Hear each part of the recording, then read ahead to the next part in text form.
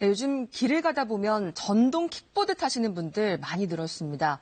공유 서비스까지 생기면서 점차 가벼운 이동수단으로 자리 잡아가는 분위기인데요. 그런데 문제가 적지 않습니다. 보행자도 차량도 전동 킥보드가 나타나면 일단은 피하고 보죠. 거리의 무법자라고 부르는데 자칫 사고가 나면 킥보드 운전자 본인도 범법자가 될 수 있다고 합니다. 김병용 기자입니다.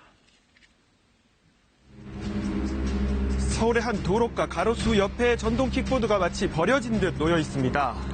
그런가 하면 지하철 입구 앞이나 골목, 건물 앞에도 방치한 듯 무심하게 세워놓은 것 바로 전동 킥보드입니다. 지하철역 앞에 많이 세워져 있더라고요. 학교 안에도 있고, 뭐 아파트 단지 안에도 있고, 도로 옆에 조그마한 공원 같은 데도 그냥 막 방치해놓고. 시민들에겐 더 이상 낯선 풍경이 아니라는데요. 캄캄한 저녁에는 걸려서 넘어질 뻔한 적도 있고, 그러니까 무분별하게 뭐 이렇게 길 가운데도 놓고 아무데나 놓고 다니더라고요. 네, 마치 방치되고 버려진 것처럼 보이지만 거리 곳곳에서 전동 킥보드를 타는 사람들은 심심찮게 목격되고 있습니다. 성인들은 물론이고 학생들도 전동 킥보드를 타고 달리고 있는데요. 지하철역에서 회사까지 갈 때 빨리 가야 되시는 분들이 이용해서 가시는 거 많이 봤어요. 학생들이 뭐 학원 가고 학교 갈 때 그냥 자유롭게 이용되는 걸로 알고 있습니다. 앱으로 간편하게 애들 그냥 돈만 내면 다 탈 수 있어가지고 애들이 많이 탈 수 있는 것 같아요. 스마트폰 애플리케이션을 통해 일정 비용을 지불하고 사용하는 공유 서비스까지 출시돼 이용자들은 더욱 늘고 있습니다. 자, 그런데 앞서 보셨던 장면들 중에 전동 킥보드가 인도나 자전거 도로를 달리는 것은 엄연한 불법입니다. 전동 킥보드 별것 아닌 것처럼 보이지만 원동기 장치 자전거의 하나로 스쿠터나 50cc 미만의 오토바이와 같이 분류되고 있는데요. 때문에 원동기 면허 이상의 면허가 있어야 탈 수 있다고 합니다. 그렇다면 10대 청소년들 어떻게 전동 킥보드를 타고 있는 걸까요? 이름을 인증만 하고 그냥 면허를 사진 찍어서 보내달라는 것도 있고, 근데 면허를 찍어서 보내라고 하는 것은 그냥 이거 싫어하다 그냥 배경사진을 찍어서만 보내도 다 오케이 되니까. 제가 알기로 학생들은 부모님 면허증 가지고 그거 도용해서 사고 다닌다고 들었거든요. 인증 과정이 그만큼 허술하다는 건데요. 한번 보시죠. 휴대전화 번호만 있으면 사용 가능한 경우도 있고요. 타인의 면허증을 도용하거나 아예 전혀 상관없는 사진을 넣었는데 이렇게 쉽게 인증이 됩니다. 면허증까지 확인하는 인증 절차가 제대로 이뤄지지는 않는 것으로 보이는데요. 결국 면허증 여부나 헬멧 착용 같은 안전수칙은 사용자 개개인이 지켜야 하는 상황입니다. 하지만 주의해야 합니다. 면허가 없는 청소년이 그냥 탈 경우 말 그대로 무면허 운전, 사고가 날 경우 형사처벌까지 피할 수 없습니다. 차에 해당되기 때문에 사람이 다치면 교통사고 처리 특례법은 약한 맞아요. 형사처벌 대상은 별도로 하고 피해 보상은 민사적인 것은 별도 합의서 작성해야 해요.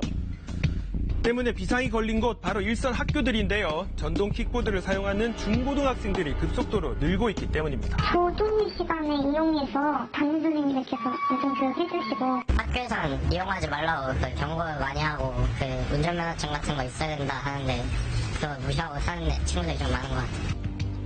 지난해 공유 서비스가 시작된 이후 일부 업체들의 이용자는 10만 명을 넘었다고 합니다. 여기에 해외 업체까지 가세해 서울을 중심으로 운영 중인 전동 킥보드 공유 업체는 10여 개까지 늘어난 상황입니다. 자, 그렇다면 사고는 어떨까요? 국내 한 보험사 조사 결과 지난해 공유 서비스가 시작된 뒤 전동 킥보드와 차량 간 사고는 2배 가까이 늘었다고 합니다. 버스 타고 운전할 때 보면 버스 쪽에 도로로 올 때도 있고 갑자기 운행 중에 킥보드가 도로상에 내려올 때는 깜짝깜짝 놀랄 때가 있죠. 아이들이 이렇게 킥보드 타고 달릴 때 갑작스레 확 튀어나오고 또 인도랑 차도를 병행하는 그런 문제가 또 있으니까 너무 위험하더라고요. 네, 도로뿐만 아니라 인도 위에서도 전동 킥보드는 이제 무법자가 되고 있습니다. 막 걸어다닐 때 언니 오빠들이 킥보드 타고 계속 위험하게 다녀서 부딪힐 뻔할 때도 많아요. 킥보드에 2명, 3명씩 올라타서 타는 경우는 많거든요. 근데 지나가다 보면 이게 블루블루 튀어나온 것도 있고, 거기에 그 바퀴가 껴가지고 넘어져서 다치는 경우도 좀 종종 종종에 자주 보죠, 그런 경우는. 여기에다 앞서 보셨던 것처럼 아무데나 주차를 할 경우 이렇게 불편을 주고 있지만 단속할 마땅한 규제도 없다고 합니다.